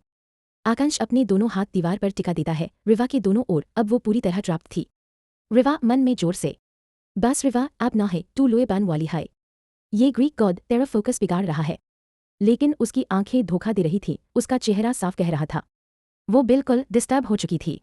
आकांश उसकी आंखों में झांकते हुए, तुम्हें पता है तुम जब नर्वस होती हो ना, ओ बाई क्यूट लगती हो। आकांश की आंखें रिवा की आंखों में गहराई से झांक रही थी, जैसे हर राज पढ़ लेना चाहता हो। रिवा की सांसें तेज थीं, उसका दिल किसी युद्ध ड्रम की तरह धड़क रहा था। रिवा धीर से, तम पास काइन आ रहा हो। आकांश लो इंटेंस वॉइस, क्योंकि डिस्टेंस मुझे का भाई पसंद ना है था। ओ तुम्हारा ये प्रिटेंड काना, काय तुम्हें कुछ महसूस ना हो रहा ओ बाई टेम्पटिंग है। आकांश का चेहरा अब बेहद करीब था, इतना कि उनकी सांसें मिल रही थी। रिवा की आंखें नीचे झुक गईं। उसने खुद को कंट्रोल करने की बहुत कोशिश की, लेकिन दिल ने दिमाग की एक न सुनी। आकांश धीर से उसके गालों को छूता है, वो एकदम कांप जाती है। रिवा बिल्कुल धीमे, ये गलत है। आकांश, गलत सिर्फ तब होता है जब दिल ना है मानते। ओ तुम्हारा दिल तो मेरे नाम ले रहा है रिवा। फिर एक सेकंड की खामोशी, बिजली की तरह केमिस्ट्री चमकती है, और अचानक रिवा उसे कसकर पकड़ लेती है, जैसे खुद को और ज्यादा रोक नहीं पा रही हो। आकांश एक पल के लिए चौंकता है, फिर मुस्कुरा देता है। वो रिवा को अपनी बाहों में भर लेता है और धीरे से उसके हाथों पर एक इंटेंस क्लेमिंग किस देता है, ऐसी जो सिर्फ पॉजेसिव लफ्ज देते हैं। रिवा फुसफुसाते हुए, तम जानवा हो। आकांश चिढ़ाते हुए, और तम मेरी जंगल क्वीन। शानदार से सजाया गया महल का हॉल हर कोना फूलों और कांच की लाइटों से जगमगा रहा था। एक तरफ लड़कियां रंग-बिरंगी लहंगों में सज-धज कर बैठी थीं, हाथों में मेहंदी रचाते हुए एक दूसरे से मजे में बातें कर रही थीं। वहीं दूसरी तरफ मर्द सिद्धार्थ, ऋषभ, युवराज, करण व बाकी सूट पहने सोफे पर बैठकर पॉलिटिक्स और बिजनेस की बातें कर रहे थे। श्रेया आधा-आधा देखते हुए, ये विवाह और शांड्य कह गई, मेहंदी का टाइम है और दोनों का नामो निशान ना है। अनन्या आई रोल करते हुए, अनहोन मुझे कहा था 5 मिनट में आई, एक घंटा हो गया। तभी एक साइड से रिवा एंट्री करती है। Dark green off shoulder lehenga, loosely curled है और चेहरे पर गुस्से और ब्लश का अजीब सा कंबल। रिवा साइलेंटली आकर श्रेय के पास बैठ जाती है, पर हर कोई उसे घूरने लगता है। सबकी नजर रिवा की नेक पर जाती है, जहां क्लियरली एक फ्रेश हिकी दिख रही थी आधा छुपा फाउंडेशन के नीचे, पर उस बर्निंग रेड टोन को छुपाना मुश्किल था। रूहाई वाइड आइड चीकी टोन। रिवा ये काय बैकवाज हान। श्रेय आईब्रो रेज करते हुए, मैडम आप फाउंडेशन का जगह किसी मैकोनी गाल काट लिया काए। साब लादकियन जोर जोर से हंस पड़ती है। रिवा शर्म और गुस्से के मिलेजुले एहसास से उठकर जाने लगती है। तभी आकांश एंट्री करता है, एक विंक मारता है रिवा को और सबके सामने काजूली। आकांश वहां से निकल जाता है, पीछे छोड़ता है रेवा को जो शर्माई और उलझन में होती है। मेहंदी फंक्शन अब अपने रंग में आ चुका है, हल्की हल्की हंसी, चूड़ियों की खनक और मेहंदी की खुशबू हर ओर फैली है। लेडीज की साइड पर सीता जी हर लड़की को बड़े ध्यान और प्यार से मेहंदी लगवा रही हैं। वो चारों ओर देखती है लेकिन शनाया कहीं नजर नहीं आती। सीता जी अपना फोन उठाती है और किसी को कॉल करने ही लगती हैं कि उनका चेहरा थोड़ा चिंता से भर जाता है। रुद्र आता है। सीता जी तुरंत उसे रोकती है। सीता जी थोड़े सख्त लहजे में, बेटा शनाया कहाँ है, मेहंदी तो लगानी है, उसे भी जब से आई हूं उसका चेहरा तक नहीं देखा। रुद्र थोड़ा झिझकते हुए, मॉम्स वो थक गई थी, अपने कमरे में है, आराम कर रही है। सीता जी गुस्से में, आराम, ये मेहंदी का फंक्शन है, उसे बुलाओ आकर मेहंदी लगाए, ये लड़की भी ना, लड़कियों वाले शौक ही नहीं है इसे। रुद्र हल्की मुस्कान के साथ, आंखों में एक रक्षक भाई की झलक। मैं बुलाता हूँ। रुद्र एक कोने में जाकर फोन लगाता है। फोन एक ही घंटी में उठ जाता है। शनाया शांत स्वर में, हाँ भाई। रुद्र, बच्चा कहाँ हो, मेहंदी लगानी है, मॉम बुला रही है, सब नीचे है। शनाया थोड़े थके स्वर में, हाँ आ रही हूँ, और कॉल काट देती है बिना कुछ और कहे। उधर सिद्धार्थ के कमरे का सीन। बिस्तर थोड़ा अस्त व्यस्त है। शनाया उठ चुकी होती है, आंखें हल्की सूजी हुई, जैसे अभी तक कुछ असर बाकी हो। वो चारों ओर देखती है, सिद्धार्थ वहां नहीं होता। वो एक गहरी सांस लेती है, जैसे कुछ दिल में दबा रही हो। वो चुपचाप वहां से निकलती है, अपने कमरे में जाकर तैयार होती है। आज उसने पहना है इमराल्ड ग्रीन लहंगा, हल्के गोल्डन एम्ब्रॉयडरी के साथ, मिनिमल मेकअप लेकिन चेहरे पर ते सीन कट ग्रैंड सीढ़ियां। सब नीचे मेहंदी में व्यस्त हैं और तभी शनाया स्लो मोशन में एंट्री करती है। सारी नजरें उस पर टिक जाती है, एक ठहराव सा छा जाता है। रेवा अनन्या के कान में, इसे हमेशा आता है एंट्री कैसे करनी है। आकांक्ष भी कोने से उसे देखता है, पर कैमरा घूमता है सिद्धार्थ की ओर, जो एक डार्क रॉयल ब्लू शेरवानी में खिड़की के पास खड़ा है और दूर से मानाया की एंट्री को चुपचाप देख रहा है। बिना कुछ कहे, बहुत कुछ महसूस करता हुआ शनापा अब सीढ़ियों से उतरकर हॉल में आती है। चेहरे पर वो हमेशा वाली ठहराव भरी रॉयल शांति, किसी को ज्यादा तवज्जो नहीं देती। धीरे से चलती हुई लड़कियों के बीच जाकर बैठ जाती है। उसे मेहंदी का कोई खास शौक नहीं था, पर वो जानती थी अगर उसने मेहंदी नहीं लगवाई तो सीता जी तो उसे छोड़ेंगी नहीं। इसलिए अनम ने मन से हाथ आगे बढ़ा देती है। दूसरी ओर दूर कोने में बैठा एक लड़का उसकी महबूबा को ही निहार रहा होता है। उसकी नजरें बार बार उसी पर टिक जाती हैं। उसे कुछ सुनाई नहीं देता, सिर्फ वो दिखती है। तभी वहां दादी जी आ जाती हैं तेज कदमों से। दादी जी गुस्से में, अरे खटो, क्या देख रहे हो, सब औरतें और लड़कियां तो मेहंदी में लगी है, तुम सब यहाँ बैठकर फिर वही घिसी पिटी बिजनेस की बातें कर रहे हो। उन बेचारियों को खाना कौन खिलाएगा। दादा राठौर मुस्कुराते हुए, अरे बीवी जी, आपने कहा और कोई ना माने, ऐसा कैसे हो सकता है। फिर पूरे कमरे में जोर से बोलते हैं, हमारा ऑर्डर है, सब जाओ और अपनी अपनी बीवियों के पास बैठो और उन्हें खाना खिलाओ। रक्षित हंसते हुए, पर दादा सा जिनकी बीवी नहीं है वो। दादा राठौर एक आंख मारते हुए शरारती अंदाज में, तो क्या वो बच्चियां भूखी रहेंगी। जाओ खिलाओ उन्हें खाना, शायद खाना खिलाते खिलाते बीवी भी मिल जाए। इतना कहते ही सब ठहाका मारकर हंस पड़ते हैं। माहौल में एक मीठी सी शरारत भर जाती है। दादी जी भी मुस्कुरा देती हैं और कहती हैं, चलो अब सब चल पड़ो, मेहंदी में सिर्फ रंग नहीं, प्यार भी भरना होता है। अब तक सभी मर्द हंसते मुस्कुराते हुए अपने हाथों में खाने की पालियों और पानी का ग्लास लिए अपनी अपनी पत्नियों के पास जाकर बैठ चुके थे। हंसी, बातचीत और रिश्तों की मिठास चारों तरफ थी। राहुल धीरे से कृति के पास जाकर बैठता है। कृति पहले तो थोड़ा चौंकती है, फिर हल्की मुस्कान दे देती है। राहुल प्यार से उसकी थाली में खाना परोसता है। ऐसे बेयर वो लड़का जो अब तक दूर खड़ा था बस देख रहा था, अब वो भी एक प्लेट में खाना और एक ग्लास पानी लेकर धीरे धीरे आगे बढ़ता है। उसकी नजरें कृति और राहुल पर टिकी थीं। पल भर में जैसे ही उसने राहुल को कृति को अपने हाथों से खाना खिलाते देखा, उसके चेहरे का रंग एकदम बदल गया। वो जो पानी का ग्लास अपने हाथ में पकड़े हुए था, उसका गुस्सा उसकी मुट्ठी में समा गया। गचाका ग्लास हाथ में ही टूट गया, पानी जमीन पर गिर गया और उसकी हथेली से खून की एक पतली सी धार बहने लगी।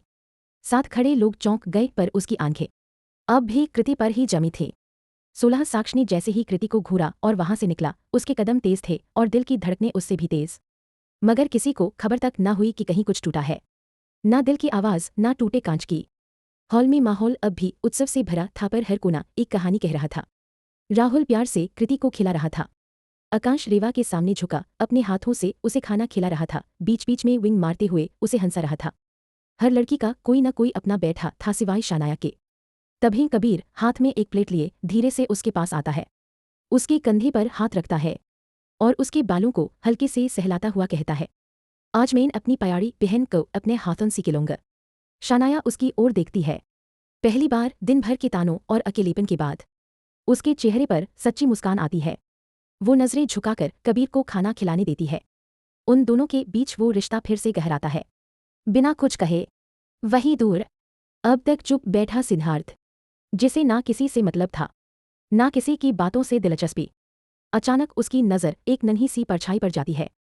अनाया, उसकी छोटी बहन, जो अपनी मेहंदी लगी उंगलियों से खाना खाने की कोशिश कर रही थी, मगर हर किसी के पास जो था वो उसके पास नहीं था। सिद्धार्थ गहरी सांस लेता है, धीरे से अपनी प्लेट उठाता है और अनाया के पास आकर उसके सामने बैठ जाता है। चलो आज मैं खिलाता हूं, धीरे से कहता है, उसके लहजे में सख्ती नहीं, बस एक भाई की ममता भरी झलक। अनाया, जो पहले तो चौंकी, मुस्कुरा देती है। उसकी आंखों में चमक थी, क्योंकि पहली बार उसके भाई ने उसे अपने हाथों से खाना खिलाया था। धीरे धीरे सभी लड़के अपने अपने हिस्से का खाना खाकर हंसते मुस्कुराते वापस अपनी जगह लौट जाते हैं। इधर कृति की हथेलियों पर गहरे लाल रंग में मेहंदी रचाई जा रही थी। उसके सामने बैठी एक लड़की जो खुद घूंघट में थी, धीरे से कृति से पूछती है, दीदी सा, आपका हुक्म का नाम क्या लिखूं? कृति मुस्कुराते हुए एक शर्माई सी नजर राहुल की ओर डालकर कहती है, राहुल। बगल में बैठी रेवा अब तक किसी और बात में मस्त थी। हंसी मजाक चल रहा था, लेकिन घूंघट वाली लड़की एक गहरी नजर डालती है कृति की हथेली पर, फिर बहुत ही चुपचाप किसी का नाम बदल देती है। उसे पता था कृति अभी बातों में है, ध्यान नहीं देगी। वो झुककर जल्दी जल्दी नाम के ऊपर कुछ और रच देती है और फिर उठकर कहती है, हो गया दीदी सा। कृति मुस्कुराकर सिर हिला देती है, बिना ये देखे कि उसकी हथेली पर अब क्या सच में राहुल लिखा है या कुछ और। धीरे धीरे मेहंदी का फंक्शन खत्म हो जाता है। कल शादी थी। थककर हंसकर सब अपने अपने कमरों की तरफ लौट जाते हैं, लेकिन वो लड़की जो अभी तक घूंघट में थी, हॉल से निकलकर एक अंधे कोने में खड़ी हो जाती है। घूंघट हटाती है और उसके चेहरे पर एक ठंडी मुस्कान उभरती है। अब देखती हूँ, जब ये नाम खुलेगा तो रिश्तों में आग कैसे नहीं लगेगी। पूरा हॉल आज रोशनी से जगमगा रहा था। हर कोना जैसे कह रहा हो, आज किसी की तकदीर बदलने वाली है। नौक चाकर तेजी से इधर उधर दौड़ रहे थे। रिश्तेदार हंसी मजाक में मशगूल, कहीं कोई फूलों की सजावट कर रहा था तो कहीं शहनाई की धुन पर लोग झूम रहे थे। हर तरफ शादी का शाही माहौल था। ढोलनगारों की आवाज जैसे जश्न का ऐलान कर रही थी। इधर एक कमरे में कृति लाल जोड़े में आईने के सामने बैठी थी। उसका चेहरा रानी जैसा दीप्तिमान लग रहा था, पर आंखों में कहीं एक बेचैनी की हल्की सी परछाई थी। वो अपने आप से बुदबुदाई, पता नहीं मुझे अजीब क्यों लग रहा है। सब कुछ इतना सुंदर है, फिर भी दिल बहुत भारी लग रहा है। कहीं कुछ तो गड़बड़ नहीं है। वो अपनी मेहंदी की तरफ देखती है, जिसमें नाम तो राहुल लिखा था, पर न जाने क्यों आज वो नाम भी जैसा पहले लगता था वैसा नहीं लग रहा। वो हल्के से अपनी हथेली पर उंगलियों से नाम को छूती है और एक अजीब सी झुनझुनी सी महसूस करती है। कृति अब भी आईने के सामने बैठी थी। उसकी निगाहें अब अपनी हथेली पर लगी मेहंदी पर टिक गई थीं। वो धीरे से बुदबुदाई, ये मेहंदी, ये तो लाल से भी ज्यादा गहरी हो गई है, पूरी सुर्ख लाल। क्या राहुल वाकई मुझसे इतना प्यार करता है? वो हथेली को ध्यान से देखती है। मेहंदी की गहराई इतनी तीव्र थी जैसे प्यार ने हर रेखा को जी लिया हो। अगर कोई इसे देखेगा तो यही कहेगा, राहुल से ज्यादा कोई इस दुनिया में मुझसे प्यार नहीं कर सकता। कृति के चेहरे पर हल्की सी मुस्कान आ जाती है। एक मासूम सी चमक उसकी आंखों में भर जाती है। फिर वो खुद को संभालते हुए कहती है, ज्यादा सोच रही हूँ, शायद सब कुछ ठीक होगा। हे भगवान, ये क्या हो गया है मुझे? कृति, शानिया के साथ रहते रहते ना तुझे भी हर चीज में शक करने की गंदी आदत लग गई है। वो अपने ख्यालों को झटकते हुए हल्के से सिर हिलाती है और उठकर अपनी चुनरी ठीक करती है। वहीं नीचे पूरा हॉल रॉयल डेकोरेशन से सजा हुआ था। झूमर, फूलों की बेलें, गोल्डन डेकोर और सुरों की मिठास। चारों तरफ चमकती लाइट्स, शाही कशीदाकारी वाली सजावट और हर कोना जैसे किसी राजसी परंपरा का हिस्सा लग रहा था। मंच पर मीडिया कैमरे, चमकते फ्लैश, बड़े बड़े पॉलिटिशियन, हाई प्रोफाइल बिजनेसमैन और शहर के नामी लोग। क्योंकि आखिर राठौड़ परिवार कोई आम खानदान नहीं था, बल्कि एक रुतबे और राज का प्रतीक था। वहीं नीचे सजावटों की चकाचौंध में जब एक तरफ से सभी लड़के तैयार होकर उतरने लगे, पूरा माहौल जैसे थमसा गया। धीरे धीरे जैसे ही लड़के सीढ़ियों से नीचे आने लगे, सभी लड़कियों और औरतों की नजरें वहीं अटक गईं। हर एक लड़का मानो किसी रॉयल ब्रांड के मॉडल जैसा लग रहा था। युवराज रुद्र, ईशन राक्षक, रिहन कारण, मैक्स, मार्विन, राक्षित, ऋषभ। जब ये सभी एक एक कर सीढ़ियों से उतरे तो महफिल की रौनक 100 गुना बढ़ गई। लड़कियों की आंखें बड़ी बड़ी और चमकती हुई। ओह माय गॉड, ये कौन है? इतने सारे हॉट और हैंडसम लड़के एक साथ। किसी को रुद्र का रॉयल एटीट्यूड भा गया, तो किसी को ईशान की शांत स्माइल, कहीं मार्विन की डार्क ऑरा, तो कहीं मैक्स का सिंपल स्वैग। हर एक लड़की का दिल मानो पल पल लड़खड़ा रहा था। पूरा हॉल जैसे किसी राम बॉक्स की तरह लग रहा था, जहां हर एंगल से सिर्फ राजकुमार उतरते नजर आ रहे थे। लेकिन जैसे ही सबसे आखिरी शख्स सीढ़ियों पर दिखा, सारी निगाहें उसी पर टिक गईं। वहीं पूरा माहौल थमा हुआ था, हर कोई अपनी जगह जैसे फ्रीज हो चुका था।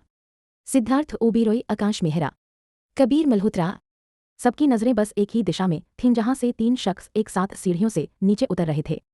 इन तीनों ने कुर्ता ही पहना था, मगर एक स्टाइल में गहरे रंगों के सिल्क कुर्ते, जिनके ऊपर के 2 बटन खुले हुए थे, गले में हल्की सी चैन, बालों को परफेक्ट तरीके से सेट किया गया था, चेहरों पर वही वी नो इररेसिस्टिबल सा एटीट्यूड।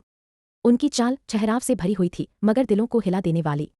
जहां बाकी लड़के डैशिंग लग रहे थे, वहां ये तीनों लीग से बाहर नजर आ रहे थे। लड़कियां तो क्या, लड़के भी उन तीनों को देखकर बस देखते रह गए। किसी फिल्म के शूट में आए हैं क्या भाई, इनका एटीट्यूड देखो। ये तो सीधा दिल पे वार कर गए।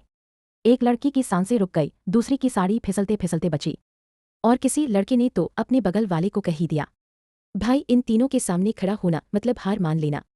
सिद्धार्थ की ठंडी मगर घातक नजरें, आकोश का बेपरवाह मुस्कुराता एटीट्यूड, कबीर का साइलेंट मगर बेहद इंटेंस चार्म।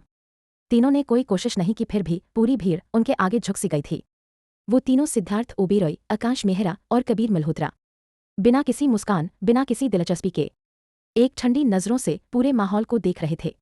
भीड़ शोर कर रही थी, पर इन तीनों की आंखों में सिर्फ खामोशी थी। इतनी भीड़, इतनी चमक, पर इन तीनों को जिसकी तलाश है, वो कहीं दिख ही नहीं रही। सिद्धार्थ की नजरें एक बार सीढ़ियों के ऊपर उठती हैं, जैसे किसी खास चेहरे की तलाश हो। किसी की आंखें, कोई साया, कोई हलचल, पर शून्य। आकाश की उंगलियों अपनी कलाई की घड़ी पर थिरक रही थी, पर दिल में बेचैनी थी। रिवा दिख क्यों नहीं रही आज? कबीर, जो हमेशा शांत रहता था, आज उसकी आंखों में हल्की सी उदासी की परछाई थी। रूह का है गौतम। वहीं दूसरी तरफ, चारों तरफ की लड़कियां उन्हें ऐसे देख रही थीं, जैसे उनकी एक नज़र भी उनकी किस्मत बदल दे।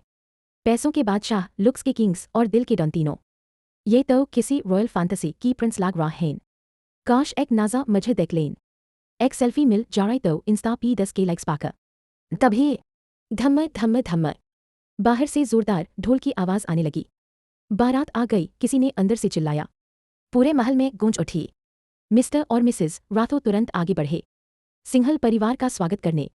रॉयल स्टाइल में डेकोरेटेड दरवाजा खुला और बाहर से चमकता हुआ सिंघल परिवार गाजे बाजे शाही ठाट के साथ अंदर आने लगा। बाहर गाजे बाजे और ढोल नगारों की तेज आवाजों के बीच मिस्टर और मिसेस राथो खुद हाथ में सोने की माला लिए मिस्टर और मिसेस सिंघल का शाही अंदाज में स्वागत करते हैं। मिसेस राथो एक चमकते हुए घाघरा में अपने चेहरे पर सौम्यता और सम्मान लिए कहती है, स्वागतम ह्यूमे जामे राजे की परिवार। मिलन के फूल बरसाए जाते हैं, एकदम जैसे 2 राजघरानों की मिलन घड़ी हो। तभी मिस्टर राथो हंसते हुए मिस्टर सिंघल को गले लगाते हैं। भीड़ के बीच से एक राजसी चाल में आगे बढ़ता है राहुल सिंघल, जिसने इस पल के लिए एक पारंपरिक सफेद सुनहरी शेरवानी पहनी थी, सिर पर लाइट गोल्डन साफर और आंखों में एक धीमी सी झलक कृति की। उसका चेहरा आज कुछ अलग ही चमक रहा था, जैसे वो सिर्फ कृति से मिलने ही इस जमीन पर उतरा हो। मिसेस राथो उसे देखकर तुरंत आरती की थाली उठाती है, गोल गोल घुमाकर आरती उतारती है और फिर तिलक लगाकर कहती है, आज से तुम सिर्फ हमें कृति की ना है, बल्कि हमें गा की बाई राजा हो। मिस्टर राथो खुद आगे बढ़कर उसे गले लगाते हैं और कहते हैं, स्वागत है तुम्हारे जामे राजे। आज का शाम सिर्फ तंदे नाम, ढोलों की गूंज, फूलों की बारिश और माहौल में एक शाही रौनक भर जाती है। राहुल एक मुस्कान के साथ सिर झुकाकर सबका अभिवादन करता है, पर उसकी नजरें अब भी एक ही चेहरा ढूंढ रही थीं, कृति, उसकी दुल्हन, उसकी सांसों की वजह। कृति गहरे लाल राजशाही चढ़ाऊ जोड़े में आईने के सामने खड़ी होती है। उसकी आंखों में नमी होती है, लेकिन चेहरा किसी रानी की तरह गरिमा से भरा होता है। कृति धीरे धीरे कुर्सी से उठती है। शनाया भी आंखों में हल्की सी नमी लेकर कृति को गले लगा लेती है और सामने खड़ी शनाया की ओर देखती है। एक लम्हा, एक रिश्ता, एक बेहद गहरा प्यार जो कभी शब्दों में नहीं आया। शनाया धीरे से फुसफुसाते हुए, सब अच्छा होगा कृति, तुम्हें तुम्हारी सबसे अच्छी जिंदगी मिलेगी, ये मेरा वादा है। कृति के आंसू उसकी आंखों से बहने लगते हैं और कमरे में मौजूद रेवा, आदिति, अनाया, श्रेया भी भावुक हो उठती है। रेवा माहौल को थोड़ा हल्का करते हुए कहती है, अरे अरे बस करो ये रोना धोना, कितना मेलोड्रामा करोगे तुम दोनों। श्रेया रेवा के सिर पर हल्के से मारती है, ड्रामा कीन तुम हो, लेकिन असली रानी तो आज कृति ही है। सबके चेहरों पर मुस्कान आ जाती है। कृति हल्का सा मुस्कुराती है, लेकिन उसकी आंखें अब भी नम है। तभी डॉक डॉक, अनाया दरवाजा खोलती है। बाहर एक नौकरानी खड़ी होती है। मैडम, बड़ी मैडम को नीचे बुला रहे हैं। बड़ी मैडम यानी कृति। आदिति नौकरानी को जाने का इशारा करती है और एक 12 फुट लंबी लाल गोल्डन चुनरी उठाती है, जिसे कम से कम 10-12 लड़कियों को मिलकर पकड़ना होता है। आदिति गर्व से मुस्कुराते हुए दुल्हन को चुनरी के नीचे भाई लेकर जाता है। लेकिन आज भाई नहीं, आज राठौर घर की सारी बहनें कृति को लेकर जाएंगी। हमारी रानी, हमारी शांत। सब लड़कियां हाँ में सिर हिलाकर तैयार हो जाती हैं। एक शाही आभा, एक बहनों का भावुक साथ, हॉल की सारी लाइट्स धीरे धीरे डिम हो जाती है। सिर्फ एक स्पॉटलाइट सीढ़ियों की ओर जाती है, जहां से एक के बाद एक हील्स की टक टक सुनाई देने लगती है। सबकी निगाहें ऊपर की ओर उठती हैं और फिर सबकी सांसें थम जाती हैं। एक लाल सुनहरी भारी चुनरी, जिसे कई लड़कियों ने अपने हाथों से पकड़ा होता है, धीरे धीरे सीढ़ियों से नीचे उतर रही होती है। ये कोई और नहीं बल्कि सबसे आगे मन्नत, उसके बगल में परी, फिर अनाया और श्रेया, उनके पीछे आदिति और एरियना, और सबसे आखिर में अवनी और रूही। चुनरी का आखिरी कोना पकड़े शनाया और रेवा। सभी लड़कियों ने खूबसूरत लहंगे पहने होते हैं, रंग बिरंगे लेकिन रॉयल। उनके चेहरे पर एक गर्व भरी मुस्कान होती है, जैसे वो अपनी रानी को राजमहल से विदा करने निकली हो। और उस चमकती लाल चुनरी के नीचे धीरे नजर आती है कृति, लाल राजस्थानी दुल्हन के जोड़े में, बिल्कुल एक रानी की तरह। हर कदम नपेतुले अंदाज में, शाही ठाठ के साथ। असल में यह रस्म भाई करता है, लेकिन राठौर परिवार में अदिति और कृति का कोई सगा भाई नहीं था, पर उनकी बहनों जैसी दोस्तें थीं जो हर रिश्ते से ऊपर थी। आज वही बहनें कृति को अपनी दुल्हन बनाने वाली शाही रानी की तरह मंडप तक ले जा रही थी। हॉल में खड़े मेहमानों की आंखें भर आई। कुछ ने आंसू पोंछे, कुछ ने तालियां बजाई, और कुछ की आंखों में जलन और जलती हुई ईर्ष्या थी। लेकिन उस पल सिर्फ एक ही रोशनी थी, कृति राठौर की। अब भी पूरे हॉल की नजरें कृति पर ही टिकी हुई थीं। वो धीरे धीरे सीढ़ियां उतर रही थी। जैसे ही वो आखिरी सीढ़ी पर पहुंची, मिस्टर और मिसेज राठौर आगे आए और दोनों ने मिलकर कृति का हाथ थामा। फिर तीनों मिलकर धीरे धीरे मंडप की ओर बढ़ने लगे। कृति चलते चलते एक बार पीछे मुड़ती है और उसकी नजर सीधे शानाया पर पड़ती है। कुछ पल को वो वहीं ठहर जाती है। अब सबकी नजरें पीछे से उतरती हुई उन लड़कियों की ओर जाती हैं और एक एक कर सबका मुंह खुला का खुला रह जाता है। ये हमारी लड़कियों आज तो कहर ढा रही हैं। वहीं रेवा गहरे लाल रंग की साड़ी में, हाथों में हीरे की चूड़ियां, कानों में छोटे डायमंड ईयररिंग्स, चेहरे पर हल्का मेकअप, उसकी कमर पर साड़ी की प्लीट्स जैसे उसके कर्क्स को उभार रही थी। वो सच में कयामत से कम नहीं लग रही थी। आकाश की नजर जैसे ही रेवा पर पड़ी, वो सिर्फ उसे ही देखता रह गया, गहरा, इंटेंस, जैसे वक्त थम गया हो। कबीर की नजर जैसे ही रूही पर पड़ी, वो भी हैरानी से उसे ताकने लगा। रूही हल्के गुलाबी रंग की साड़ी में, हाथों में चूड़ियां, हल्का मेकअप और लाल लिपस्टिक, कमाल की हसीना लग रही थी। इतनी प्यारी कि किसी कविता का अंत नहीं, शुरुआत लगती थी। और वहीं सिद्धार्थ की नजर सबसे आखिर में खड़ी शानाया पर जा अटकती है। शानाया इस वक्त हल्के पीले रंग की साड़ी में थी, कमर पर चमकदार कमरबंद, जिससे उसकी पूरी कमर उभर कर दिख रही थी। उसका ब्लाउज कुछ इस तरह डिजाइन किया गया था कि उसकी कॉलर बोन और चमकती पीठ साफ दिख रही थी, और उसके गले के बीच बना बटरफ्लाई टैटू उसके ऊपर पहना हुआ सीता जी का दिया हो। क्योंकि अब एक भी सिंगल लड़का ऐसा नहीं बचा था जिसकी नजरें इन लड़कियों से हट रही हों। मंडप में अब पंडित जी कृति से कहते हैं, बेटा अब आप मंडप में बैठ जाए। कृति धीरे से सिर झुकाकर मंडप में बैठ जाती है। पंडित जी अब कन्यादान और विवाह से पूर्व की रस्में शुरू करते हैं। दूल्हे को कुछ देर बाद बुलाया जाना था। सभी मेहमान अब अपनी जगह बैठ चुके थे। पंडित जी मंत्र पढ़ना शुरू कर देते हैं और माहौल धीरे धीरे शुभ और गंभीर होता जाता है। करीब आधा घंटा बीत जाने के बाद पंडित जी मिस्टर और मिसेज सिंगल से कहते हैं, अब आप दूल्हे को ले आए। दोनों पति पत्नी तुरंत गेस्ट रूम की तरफ बढ़ जाते हैं। कृति का दिल जोर जोर से धड़कने लगता है। शुरू में भले ही उसे इस शादी में कोई दिलचस्पी नहीं थी, लेकिन राहुल ने उसकी नज़रों में अपने लिए एक खास जगह बना ली थी, और इस बात को अब कृति झुठला भी नहीं पा रही थी। कुछ ही देर बाद मिस्टर और मिसेज सिंगल दूल्हे को लेकर लौटते हैं। कृति की नजरें झुकी रहती है। उसने चेहरे पर सेहरा बांधा हुआ था, वो एक झलक भी देखने की हिम्मत नहीं करती। उसके गालों पर शर्म की हल्की गुलाबी लाली आ जाती है। उसे लगता है अगर ये बात युवराज को पता चल गई तो वो जरूर चिढ़ाता या हंसता। राहुल आकर उसके पास बैठ जाता है। पंडित जी अब मुख्य मंत्रों का उच्चारण शुरू करते हैं। विवाह की सबसे पवित्र घड़ी अब बस कुछ ही पल दूर थी। रेवा थोड़ी दूर खड़ी थी, जहां लाइट्स थोड़ी डिम थी। वो शांत निगाहों से शादी की रस्मों को देख रही थी, पर उसके भीतर कहीं कुछ चुभ रहा था। तभी उसकी कमर पर किसी का हाथ महसूस होता है। वो एकदम चौंक कर मुड़ने ही वाली थी कि तभी उसकी गर्दन के पास किसी की गर्म सांसें महसूस होती है। सारा शरीर सिहर उठता है, रोंगटे खड़े हो जाते हैं। एक जानी पहचानी गहरी आवाज उसके कानों में उतरती है, क्या हुआ बेबा, शादी देख रही हो? चिंता मत करो, हम भी फिर से शादी करेंगे, पर इस बार अच्छे से, बिना किसी बंदूक की नोक पर। रेवा की आंखें चौड़ी हो जाती है। आकाश उसकी पीठ से सटता है, उसके कंधे पर अपनी ठुड्डी रख देता है और मासूमियत से उसे देखने लगता है। रेवा गुस्से से बोलती है, भूल जाओ, मैं तुमसे दोबारा शादी नहीं करूंगी तारांकन, और रही बात उस शादी की, तो मैं उसे नहीं मानती। आकाश उसकी कमर को हल्का सा कसता है और धीर से फुसफुसाता है, लगता है भूल गए हो कि हमने शादी कैसे की थी, बात दिलाऊं। Cut to a flashback, Italy, hotel का टॉप फ्लोर।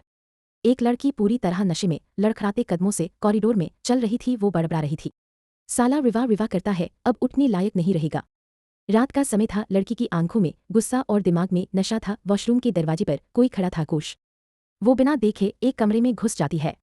कमरे में हल्का अंधेरा था, बेड के पास एक जग रखा था। उसे बहुत गर्मी लग रही थी। वो अपनी शर्ट उतारकर एक तरफ फेंक देती है और पूरा जग का पानी अपने ऊपर उंडेल लेती है। उसे अंदाजा नहीं था कि वो अकेली नहीं है, सिर्फ एक बाथरोब में। वो चुपचाप बाहर आता है और रेवा के ठीक पीछे खड़ा हो जाता है। रेवा जैसे ही पलटती है, उसकी आंखें हैरानी से खुल जाती है। यू बास्टर्ड, कौन हो तुम? आकाश सिर्फ मुस्कराता है, एक रहस्यमयी सादगी से। गलती तुमने की है वेब, गलत कमरे में आकर। अब जो शुरू हुआ है उसे पूरी तरह याद रहेगा तुम्हें। कमरे की खिड़कियों से हल्की धूप अंदर आ रही थी। बेड पर एक लड़का और लड़की एक दूसरे की बाहों में थे। लड़की रेवा आकाश के सीने से लगी हुई थी और आकाश की बाहें उसकी कमर के चारों ओर थी। धीरे धीरे आकाश की आंखें खुलती है। कुछ पल वो चुपचाप पास लेटी उस लड़की को देखता है, जिसके चेहरे पर अब भी नींद और मासूमियत थी। फिर एक हल्की सी मुस्कान उसके होठों पर आ जाती है। तुम वही लड़की हो, पहली और आखिरी, जो आकाश मेहरा के इतने करीब आई हो। वो झुककर रेवा के माथे को एक हल्का सा किस करता है और फिर धीरे से बिस्तर से उठ जाता है। फर्श पर पड़ा उसका बाथरूब उठाता है और फोन निकालकर किसी को कॉल करता है।